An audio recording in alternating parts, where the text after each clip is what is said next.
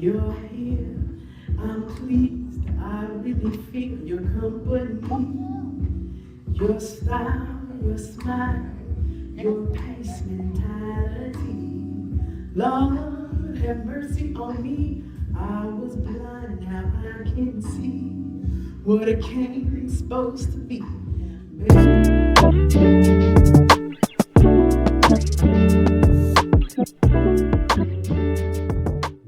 Excuse me, miss. I was in the waiting room when you gave your testimony. And what I realized is that we have an enemy in common. While you were being called to the office again, I was being put out the only home I've ever known. While you were shaking with anxiety and fear over something no one ever wants to hear, I was shaking in dread. Because we all know what happens to little girls that have no home and no one to claim them. I think our souls passed each other by. See, my soul left me a long time ago in a dingy motel room, ripped away by brutal force. It fled, unable to find its way back home.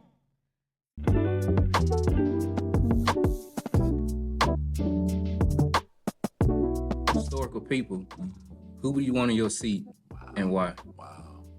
I guess because I'm different. You know, I'm not really starstruck.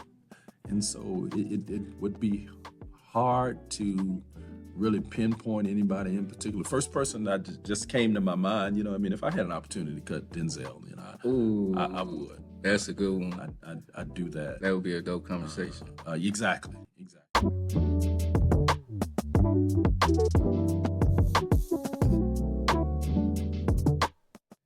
How important is diversity in your work, considering you grew up in a bilingual, bicultural home? Yeah, I mean, I think it's very important. I think at this point, just in society, there's just so much diversity. You know, whether it be in language, whether it be in your upbringing, whether it be, you know, whatever that is. And so I think growing up in, you know, a bilingual household as well as really a bicultural, despite the fact that, you know, my parents are you know, both of Hispanic descent, but growing up in two different cultures of, you know, very traditional values in the home and very different, and sometimes similar values, right, outside of the home, but in different ways, right? Yeah. And so,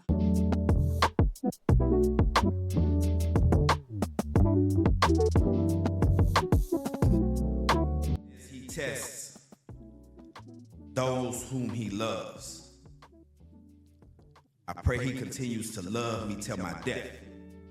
I pray he continues testing me and testing me and testing me until I have no questions left. Until I can ingest knowledge and choke on lies and spit out truth with every breath. But you see, until love for what he loves and hate for what he hates is the only thing that's left within my chest. I know that I will constantly fight to love what's right because I was created with a heart that sits slightly to the left. But I'm okay with that. Because I always knew and always know that he knows exactly what is best. You see, he knew that it would only be a matter of time before I would open my eyes and finally realize that I needed to look deep down inside and pull out the divide so that my heart and my mind would collide and learn to work together.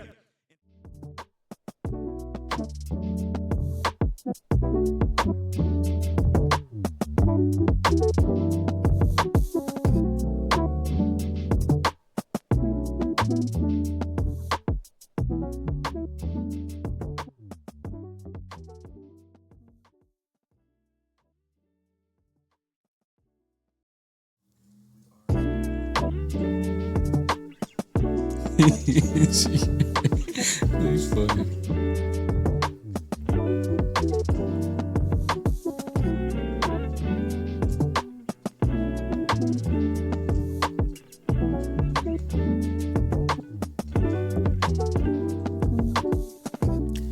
What's going on? What's going on, my good people? We are back in the building, online community. This is Ordinary Conversations with Extraordinary People. Your host, Willie Beeman. We are continuing this education and literacy way. But without further ado, I got to give her a great introduction. She is born and raised from La Mesa, Texas.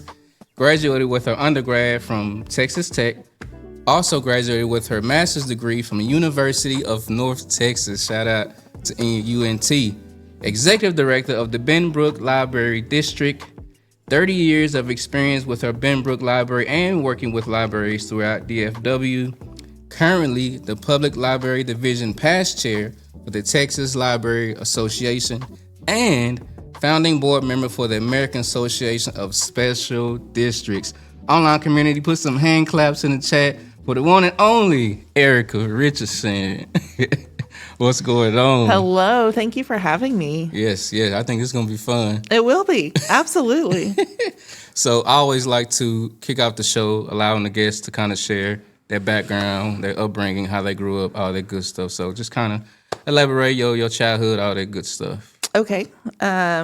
When I was born, my mother had health issues, and so they left me in the hospital by myself. Well, my whole family went to Lubbock with my mother, and so I believe Nurse Ratchet herself was at the library, at the hospital when I was born, and so I have a bump on my head where I believe that somebody dropped me, and that really helped. I'm joking, y'all. I'm really joking. Oh man, I'm joking. I know. I was freaking y'all out. We were going a whole different way, weren't we? I know. No, it's they gonna really be fun, y'all. This, I'm gonna buckle my seatbelt. No, I tell my grandma that all the time. They left me at the hospital because my mom had health issues, and so I was all by myself, a brand new baby in the world in West Texas. But I was raised in Lamesa. My grandparents own a steel yard, and so I have memories of walking around the steel yard, playing in the dirt and the concrete. And then I was raised by my dad, and so which is an unusual circumstance. And then I was that child that was very introverted, loved to read, and that was the only thing that I knew. They would always ask in church, "What was your talent?" I can't sing, I can't dance, I can't do hardly anything like that, and so my best talent is reading. And so somehow I jumped on that board, and I made a career out of it. Wow. So that is reading is my superpower in networking. Wow. So what books do you remember reading, I guess, growing up in your childhood or teenage years? A little bit of everything. I know I read The Hobbit in 4th grade. In 6th grade, my very best friend from high school, not very, I have several, but one of my very best friends from high school, we were in a competition for AR, Accelerated Reader, and it was the first year that they had it. That's how old I am. And I read Gone with the Wind in 6th grade because it has the most points. And there's a newspaper picture of me where I won the whole contest, and I beat him. So that was my favorite memory of reading. I'm a little competitive. Yeah. As well, yeah. Okay. Staying on that topic, you have any siblings? I do. I have a sister, Jamie, and she is living in La Grande, Oregon. And I have another sister, Stephanie, who's 10 years younger than me. And she lives in Tucson. And then I have my youngest sister, Heather, is living in Oklahoma. Wow. And she's about 14 years younger than me. Ooh. So when I was younger, it doesn't matter. I got to remember where I'm at.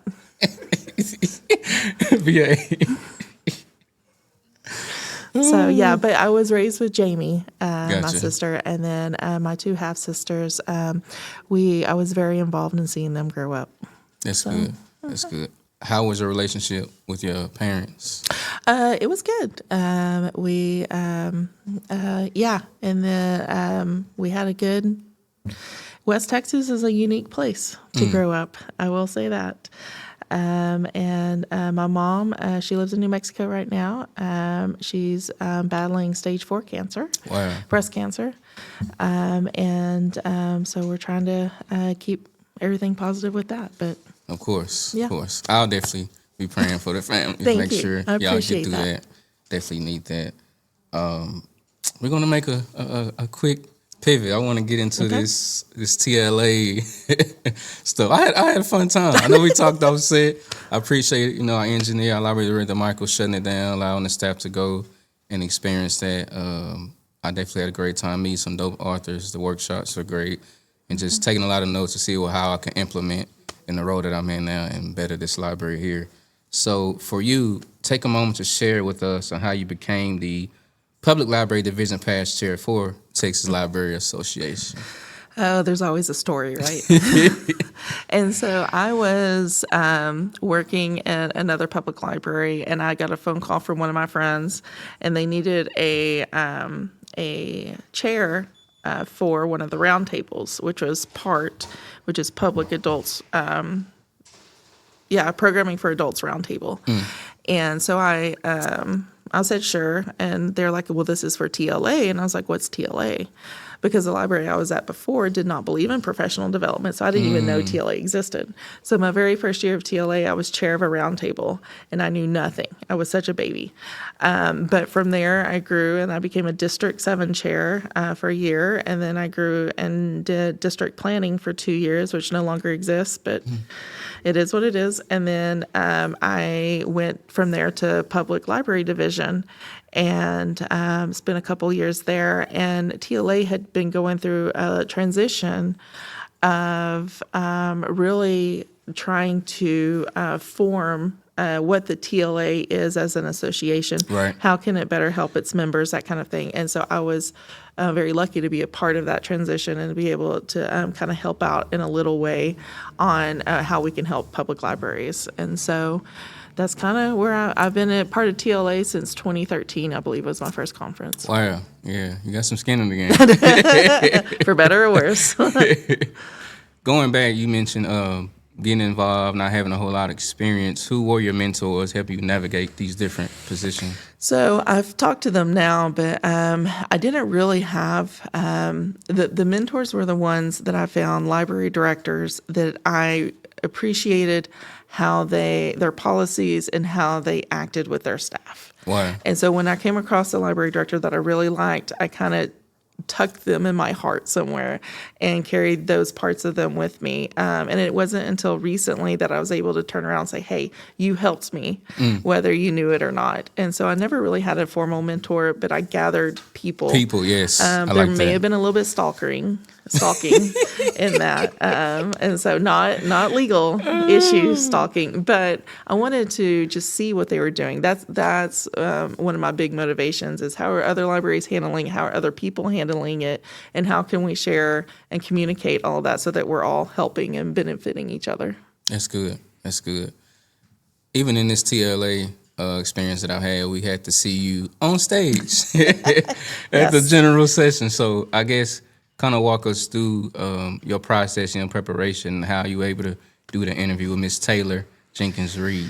Yeah, she is very helpful when the author is as engaging as she was. And so with the amount of emotions that this book had, its atmosphere, I believe it comes out June 3rd. Yeah.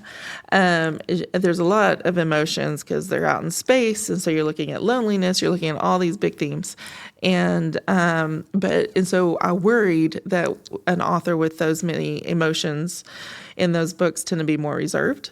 And so, but she was not. She was very open, and she was just a really great speaker.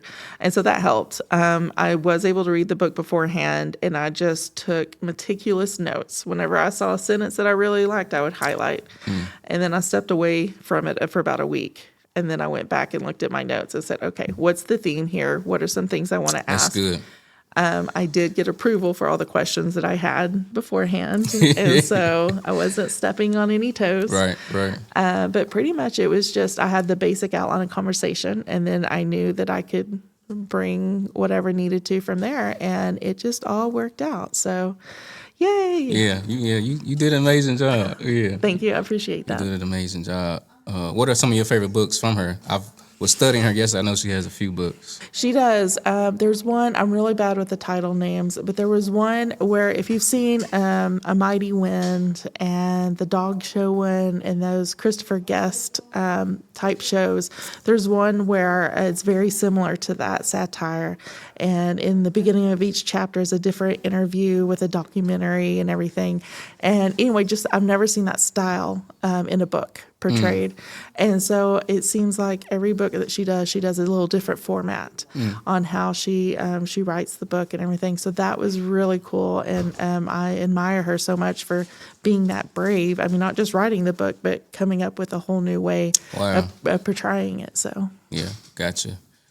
For you, also going back and studying your bio, if I remember correctly, you have 10 years of experience at the Benbrook Library, I believe. How has that journey been? I know he's a director too, so I want to hear it from your perspective. yeah, and it is 20 total years. I haven't worked in libraries 30. I've worked 20, so okay. I'm not that old yet. But I started in 2014, and I was hired as a program librarian. And it was really interesting because they had an adult program or adult librarian who did all the adult programming. They had a children's librarian who did all the children's programming.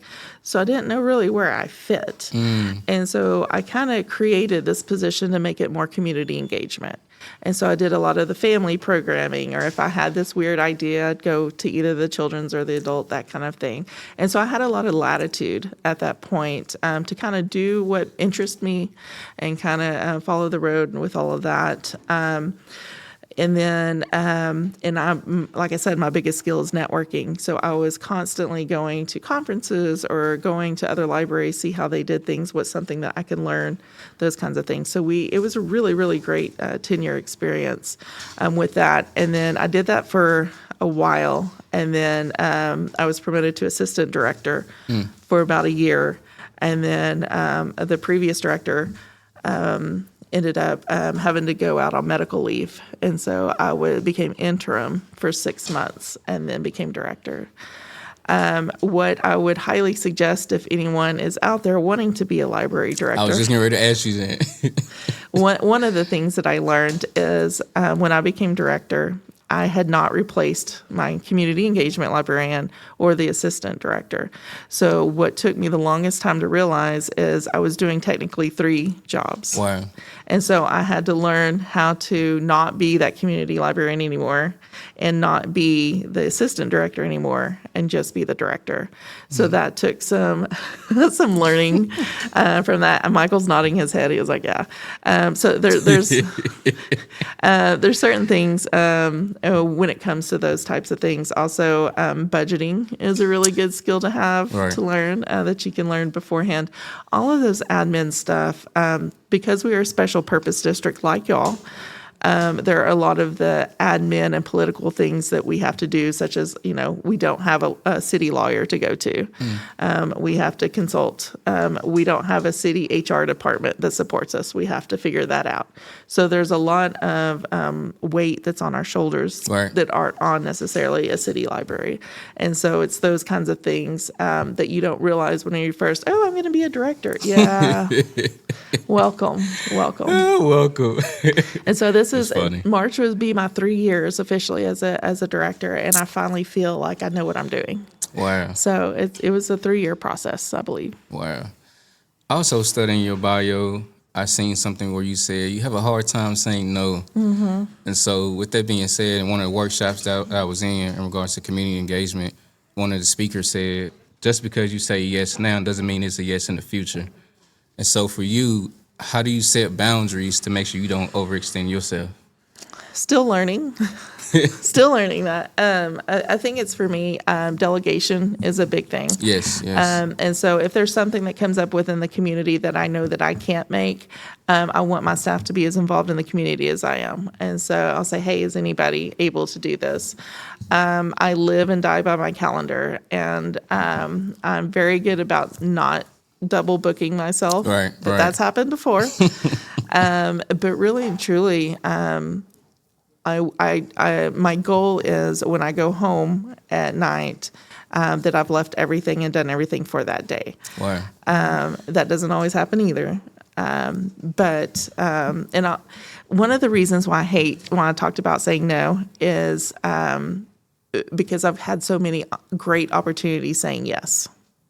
So I've gotten into some conversations, I've gotten into some rooms, I've gotten into those kinds of things that because I just said, yes, let's try it. I don't have any experience in it, but I'll show up. Right. And because I showed up, I've been able to to do some really cool things.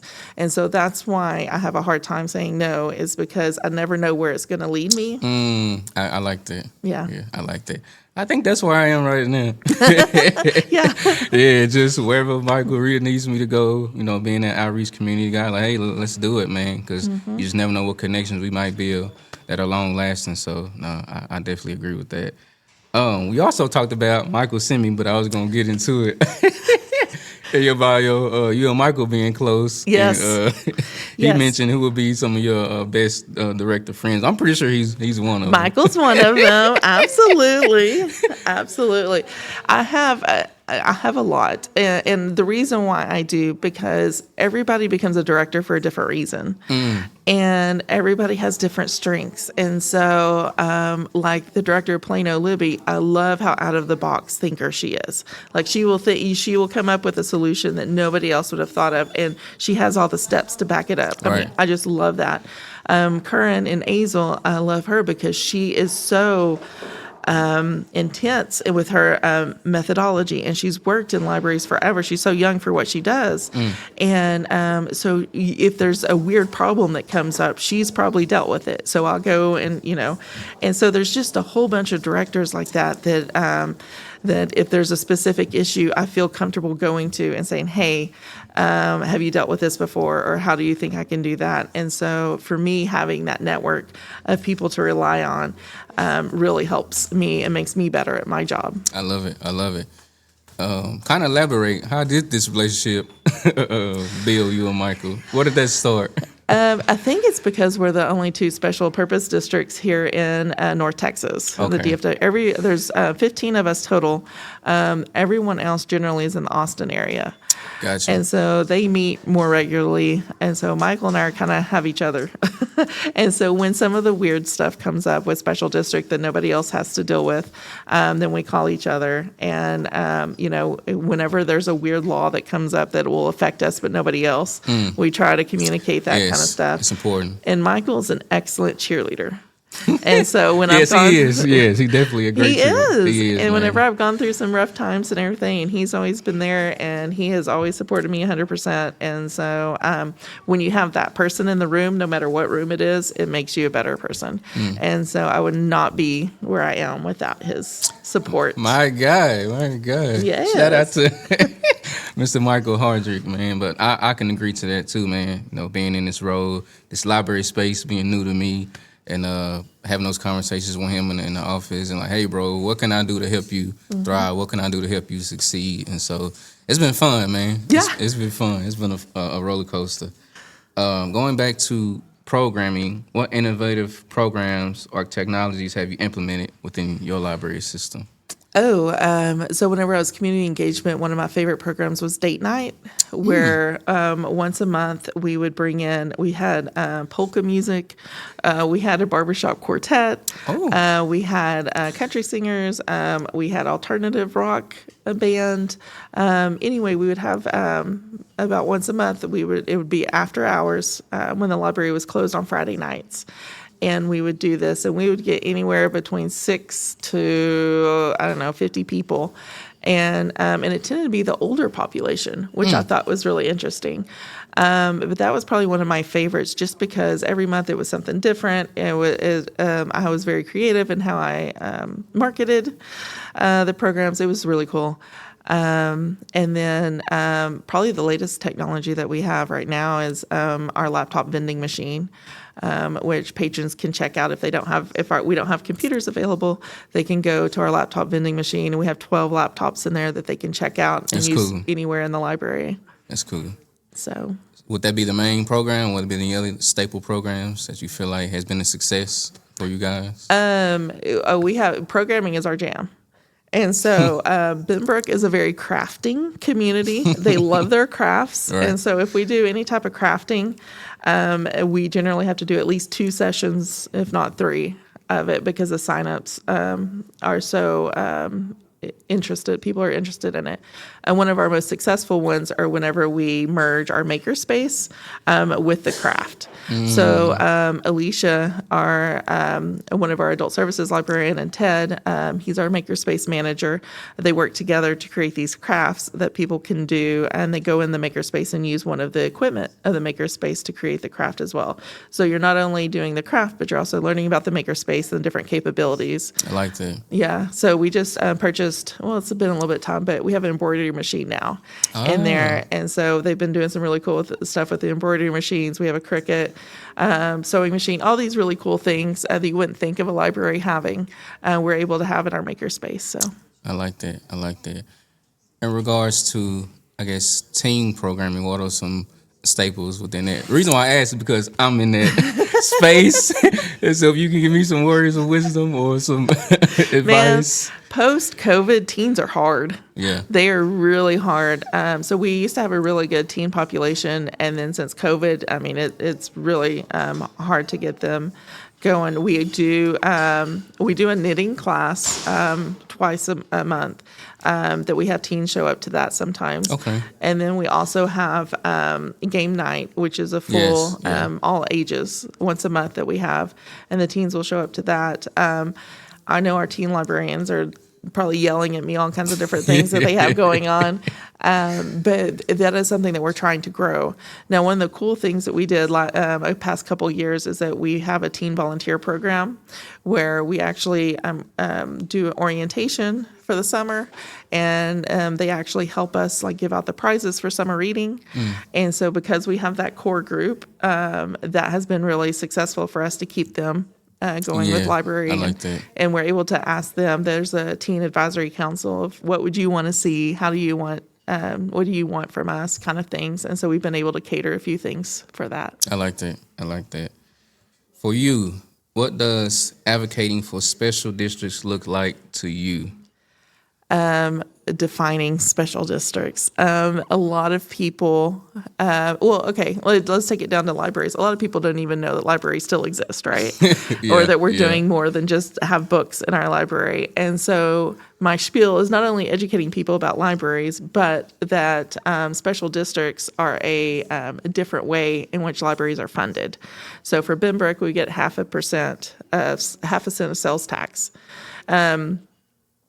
From the sales tax. And so anytime anybody's shopping in Benbrook, that's helping support our library, which is a different model than property tax or the other cities. And so it's educating about how our revenue comes in, what that means, what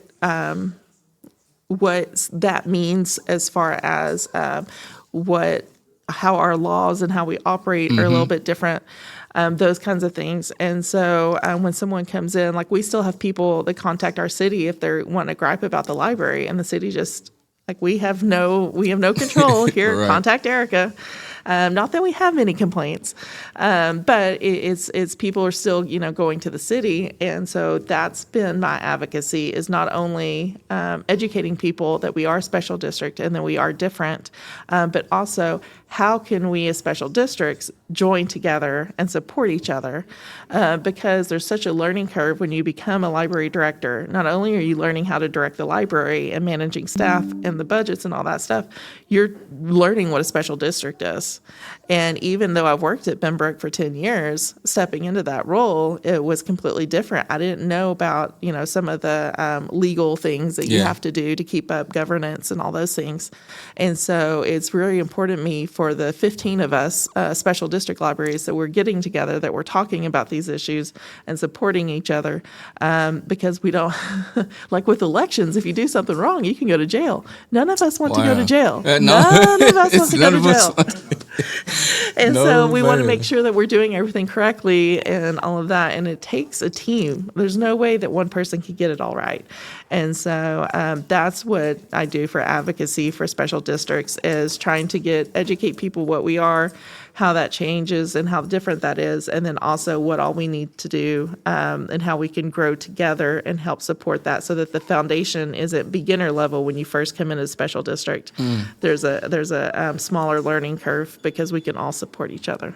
Wow. Staying on that, how do the stories of patrons impact the library and taking it to the next level? Have you had any experience with certain patrons that?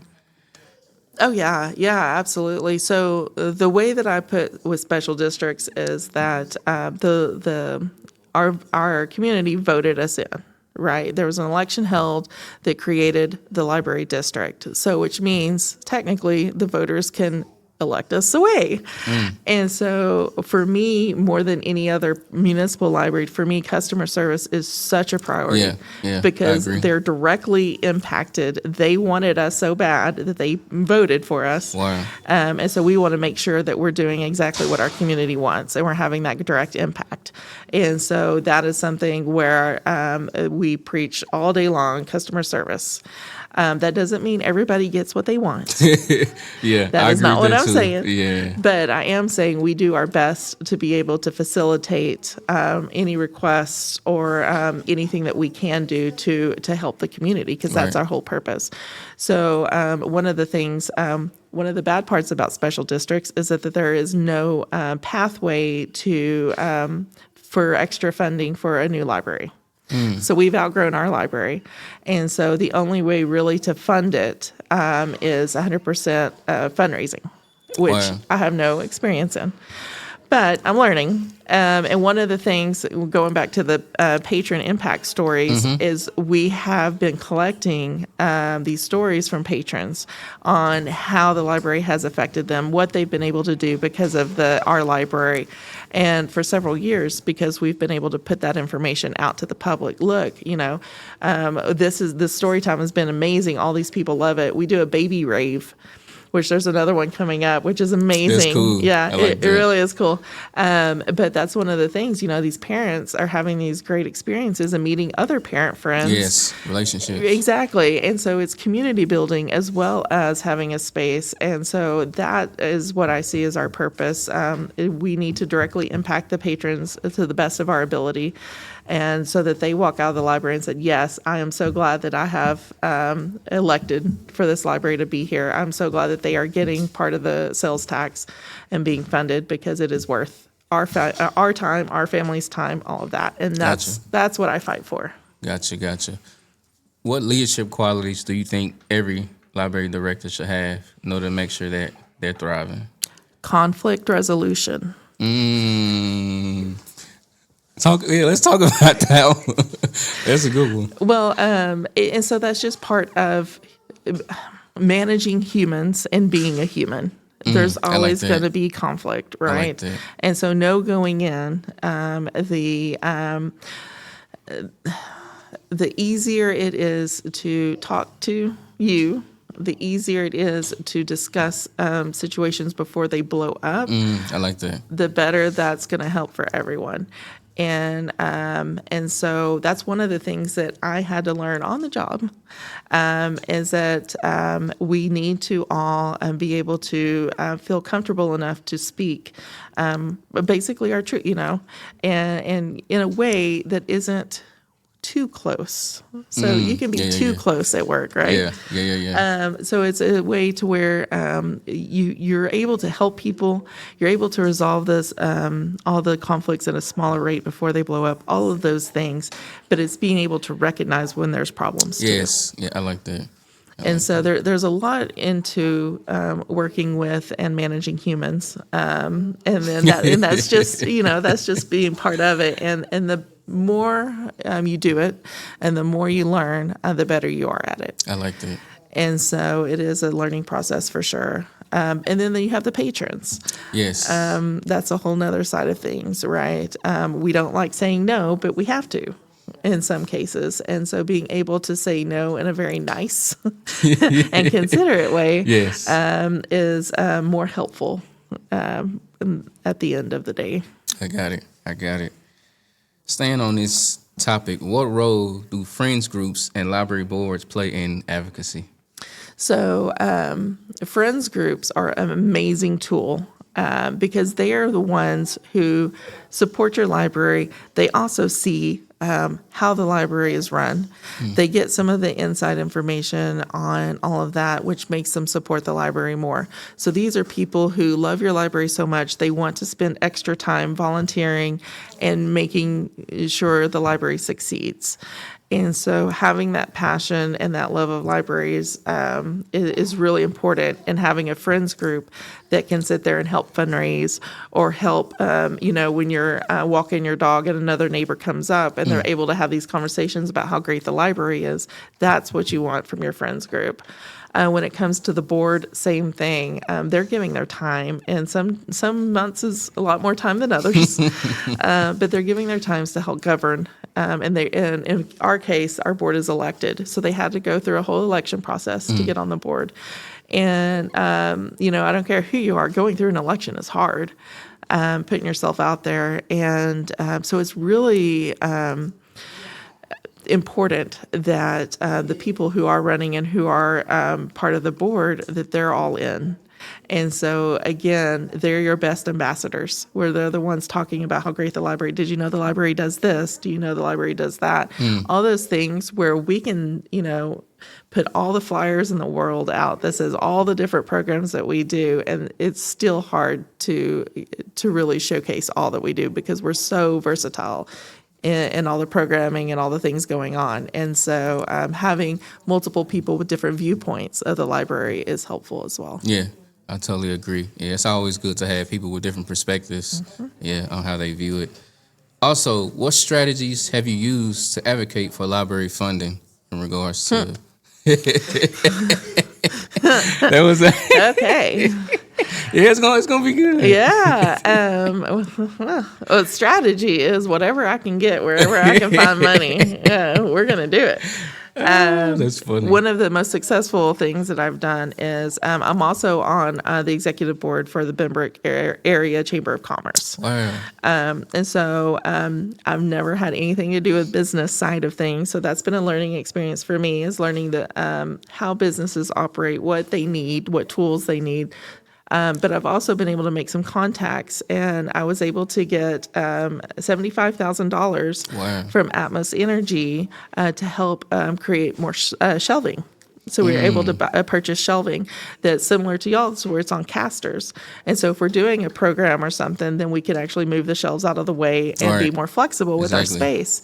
And so that was amazing in itself that we were able to do that. And so it's the little things. We have Pinnacle Bank, which is our local bank, support our summer reading program every year.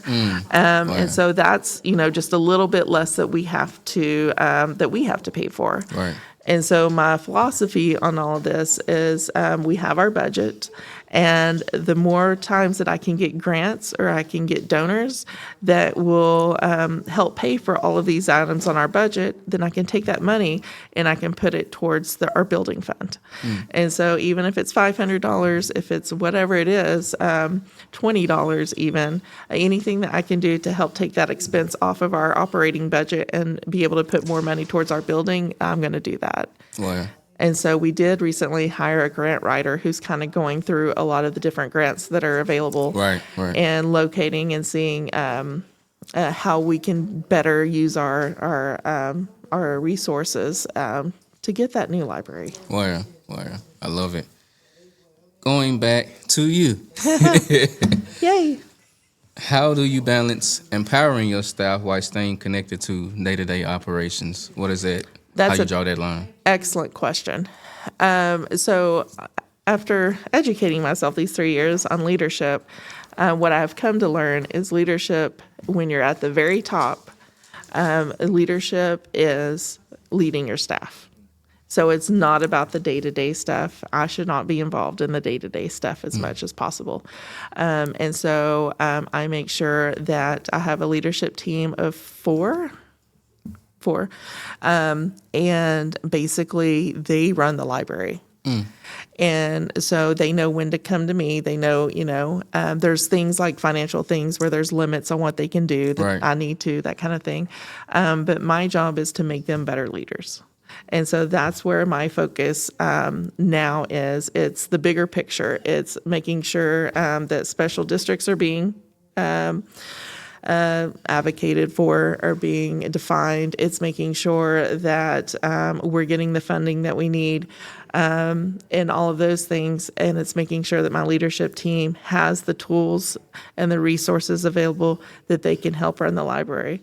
So I get questions and comments and snide remarks all the time about how I'm always traveling and this and that and doing things. But there's been so much good that has come from that. So I'm able to leave my library and know that the staff is going to be okay. The patrons are going to be fine. The library knows how to be run because I have that leadership team. And so I'm able to take a step back. You don't want me in the day-to-day stuff. You don't want me cataloging. You don't want me out there doing this or that. And so, and I can. I'm not saying I can't. I can if I need to. But I would rather my staff be able to do what they were hired to do and what their passion is and what their love is.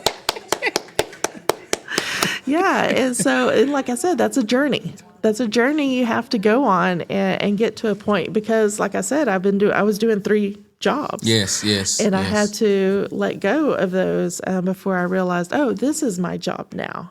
And yeah. But I made it. Yeah. Yes, you did. You are still here. I've had this conversation with Mike too. You know, him sharing his story, me in the library world, and wearing many hats, and then now us finally having a solid team here now.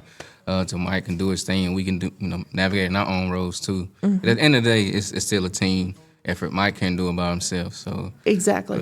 Exactly. He don't want to. Exactly. Amen to that. Amen to that.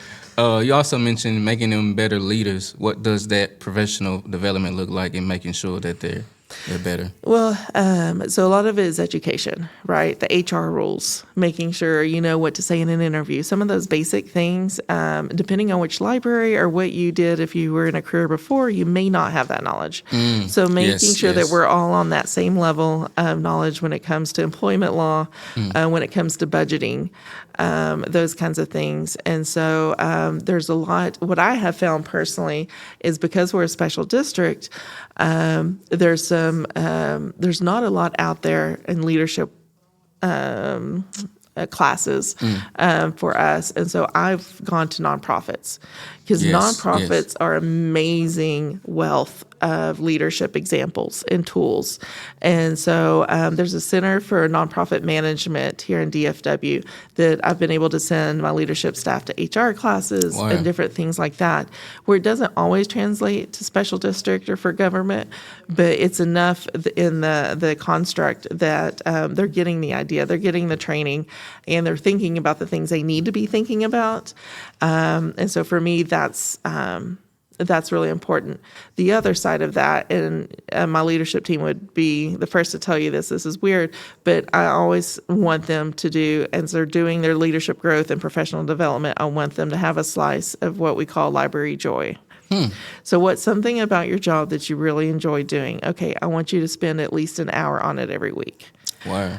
Because otherwise, if you're just doing all the things you need to do and you have to do, and you're not getting the things that you like to do in there, then it starts getting that burnout, right? Oh, that's a word I was just getting ready to use. Yeah, burnout. You start getting burned out. You start getting like, ugh, and those kinds of things. And so if you're incorporating library joy, I don't normally do displays, but I really want to do this display, and I want to whatever it is, then go and do it. And give yourself that allow yourself to do that, and then and so they'll report back to me. I did my library joy. I was like, awesome. That's cool. Yeah, and so that's important, because for me, my library joy is whenever I walk in, everybody's saying good morning and seeing the patrons happy and all that. That's my library joy. I love it. And so, but yeah, anything that I can do to support them personally, professionally, anything to help them grow, and even if that means they leave me. Even if that means I'm putting all that time, energy, and money, and then they go away to go be better, I am absolutely okay with that, because that means I did my job. Wow, I love that. Yeah, my library joy would probably be making content. See, exactly. Yeah, I don't mind being in front of the camera. I don't mind doing the podcast or just quick reels that we do to promote programming or outreach or whatever it is. So I'm a people's person. I love having the ability to build relationships. So yeah, I like that. Yeah. That's pretty cool. for you. I'm gonna see if you remember this statement or quote. It says, "Just because the thoughts are there doesn't mean you have to listen to them." Yes. As an executive director, what are your best practices in managing your own mental health? Hot baths every night. No, really, it's I have to make sure that I am not stuck in the computer, behind the computer all day, because I tell my staff this: I get 200 emails a day. Oof. Yeah, and so Yeah, sound like him too. I know it is. My God. But and look at, and I would say about a good 70 to 80% of them require a response from me. It's not just spam stuff, and so I have to be very thoughtful and efficient about how long I'm spending checking email and doing that, because sometimes it's red alert stuff, right?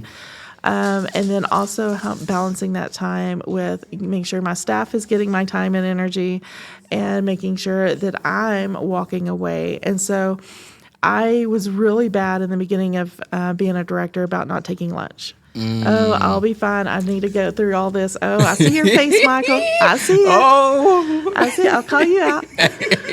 I was really bad about doing that. And I would just get home and I would just be so worn out. And, I had 3 teenagers at the time home, and it was just crazy.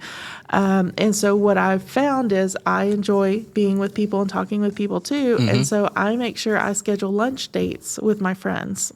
And so at least 2 to 3 days of the week, I'm going out to lunch with a friend that I can talk to, whether it's work related, whether it's personal related, whether it's a new friend. I don't care. I'll go to lunch with you.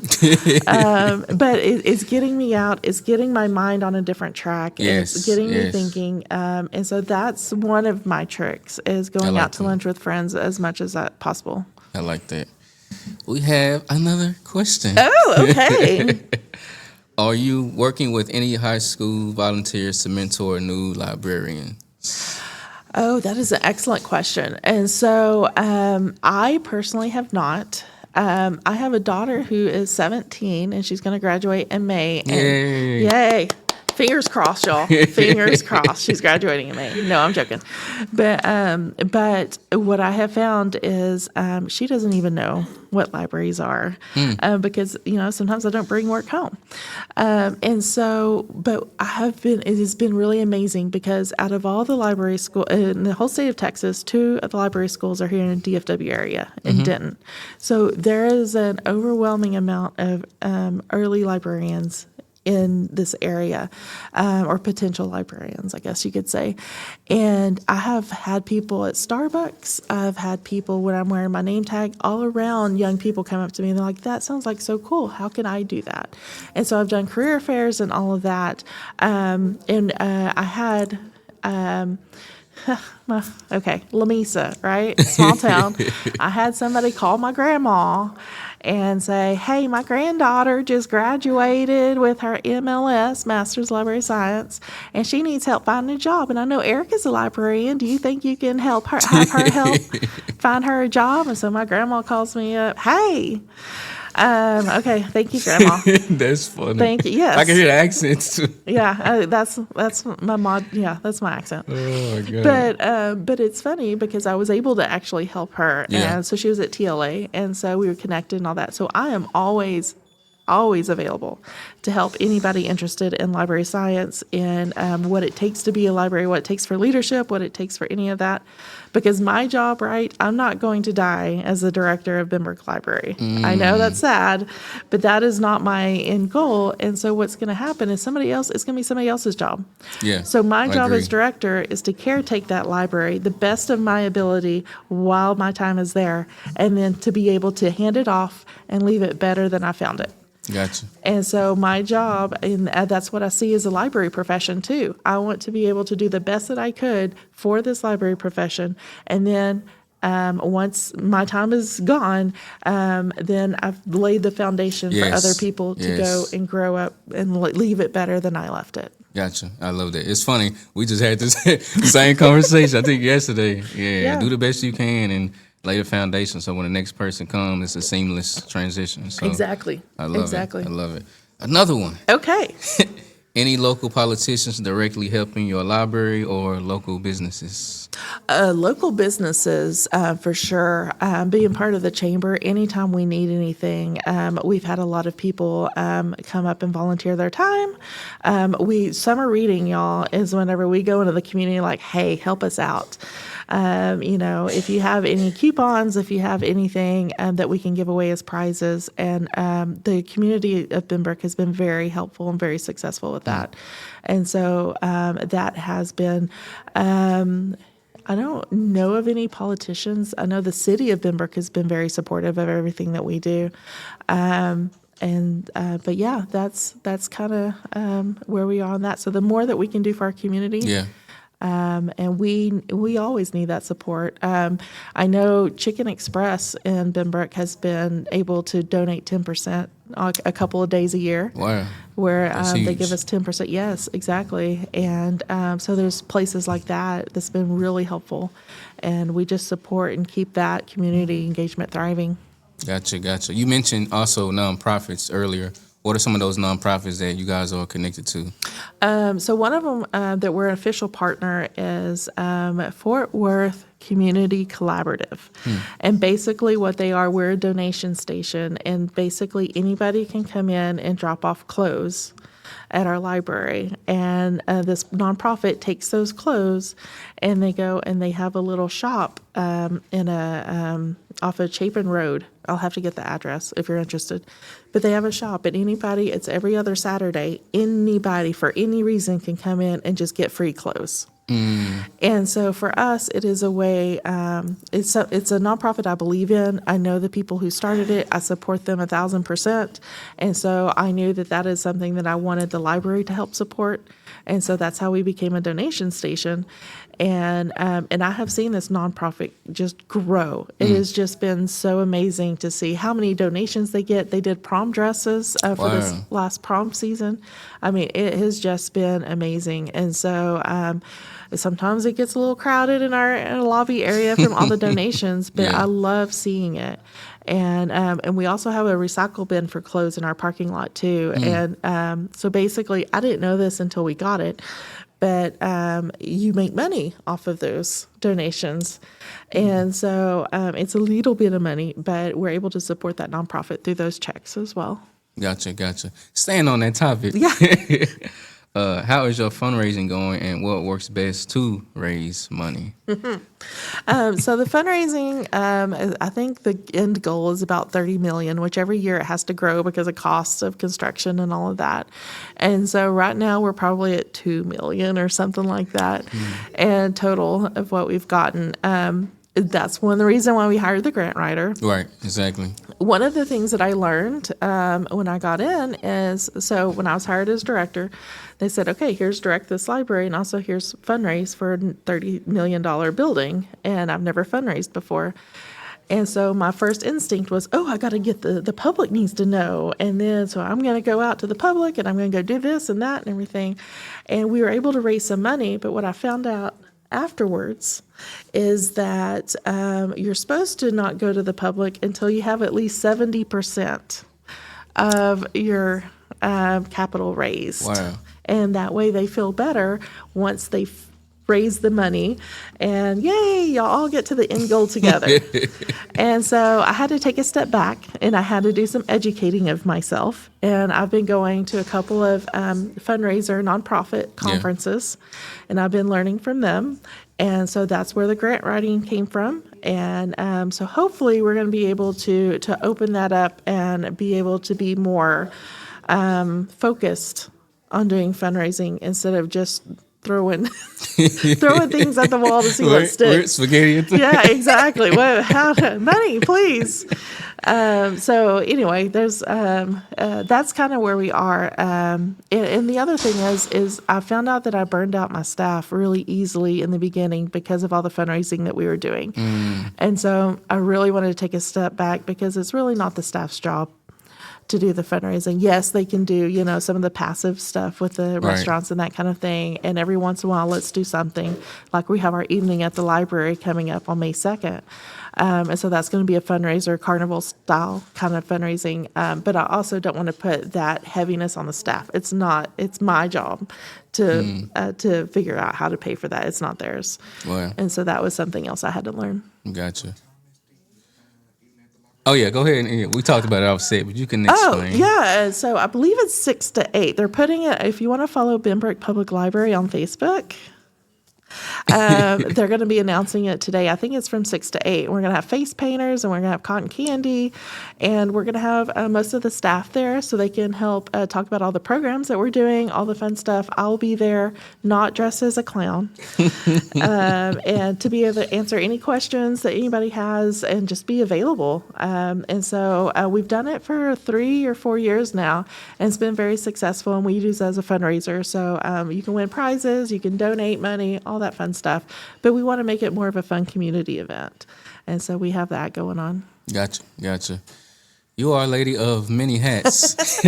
So many. So with that being said, what does Erica do to have fun or to take care of herself? I read. Yeah, you mentioned that one. I read. Yeah, that's my big one. But I have friends that I grew up with since I was a baby. And one of my best friends, Kristen, from Lamesa, it's one of those where she's seen everything of me, right? She's seen the good, she's seen the bad, she's seen the ugly. And everything. And she sat there and she walked right with me all through TLA. That's because amazing. she wanted to see what it was like. And so to have someone like that who I can, just once or twice a month connect with, check in on each other, and just, I'm struggling with this or whatever, or even if it's just to sit there and giggle at, something ridiculous. Her birthday's coming up. And so we're going to go play bingo. Okay. But we're dressing up as grannies. And so hilarious. I got my moo-moo picked out. And I got my knee highs. And so we're going to go and do some bingo. And so it's just that kind of fun stuff, right? You got to have fun. You got to laugh. Fun. You've got to just enjoy it while you're doing it. And so anyway, that's one of the ways. And the other thing is I don't do it unless I love it. And so all of this advocacy I'm doing, and I'm dipping my toes into the legislative stuff and all this kind of stuff that I'm doing, I wouldn't do it if I didn't love it. Well, that's you're absolutely right. If you don't love it, it's gonna stay on the shelf. Mm-hmm. Transition. What's something you've learned about yourself through being a mother? Oh goodness, that there's another one just like me out there. My daughter, man. She even asked me yesterday. I told her I was going to do a podcast. She's like, "Are you going to talk about me?" I was like, "No, it's not about you." Here we are. Hi, Audrey. That's funny. But one of the really cool things is letting go. And so I had a son. My son graduated last year. My daughter's graduating this year, and then my stepson graduates next year. So I've had 3 teenagers right next to each other. And one of the things my son, in December of last year, 6 months before graduation, he decided he wanted to be in the military. I seen that. In the Navy. And this was something completely, I never would have expected this for him. And so, I worried and, all through boot camp and all that stuff. And then I realized on the other side of it, he made the choice he made, and he's doing amazing. Like, I could not have anyway. And so it's one of those things where even though no matter what my plans were, he had his own, and he was right for him. And so that letting go part of being a parent, let them explore on their own, let them read the books they want to read, let them do all the things that they want to do, and then be there to guide them, because that in the end you are raising adults, and you want them to be the best adults that you can. Yeah. And so anyway, that's my big life lesson. And my daughter is crazy. One last question. If you could build a relationship with 4 historical people that are alive, who would it be and why? That are alive or not alive? Dead or alive. that are alive? Yeah. God. Let's see. Historical. Okay. Well, I'm just going to pick 4. Go ahead. Okay. I'm just going to pick 4 people. That's cool. One would be Matthew McConaughey. Interesting. Because I want to just a piece of his coolness and calmness in my life. I see that of him. I want to be just that chill and be able to bring that out whenever. I would love that. The other is Oprah. Oh, Oprah. I like that. Love how she has reinvented womanhood in a lot of ways, as far as the conversation she's had back when she had her talk show and all that, and having all these, being a woman and weight issues and all these things that she brings out in the open, but she's so supportive in the way that she does it. Yeah. I love that. I love it. Let's see, who else?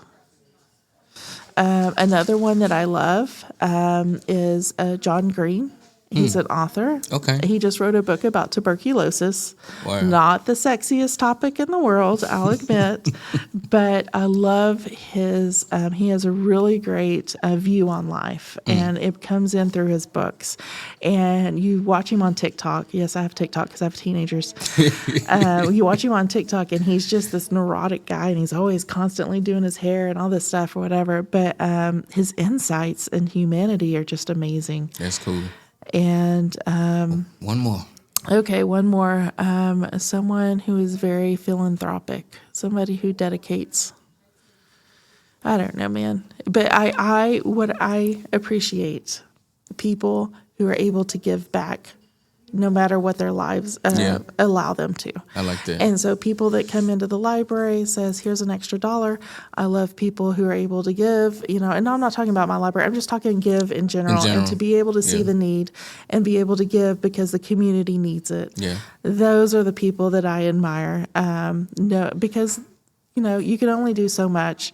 And that's one thing I had to learn too. I have a box. I can only control what's in my box. But the people who really care, who want to see a better community and to thrive, their community to thrive, I really admire those people. Got it. Well, today has been great. Miss Erica, you definitely took us on a roller coaster ride. I learned a lot about you, and then even learning about you through the meetings, Metro Share meetings we've had. And so today was great. Appreciate you. Absolutely. Being a part of our show and taking us to the next level. This is Ordinary Conversations with Extraordinary People. Tune in next Wednesday at 12 p.m. as we bring on Councilman Rivas. We see y'all soon. Peace.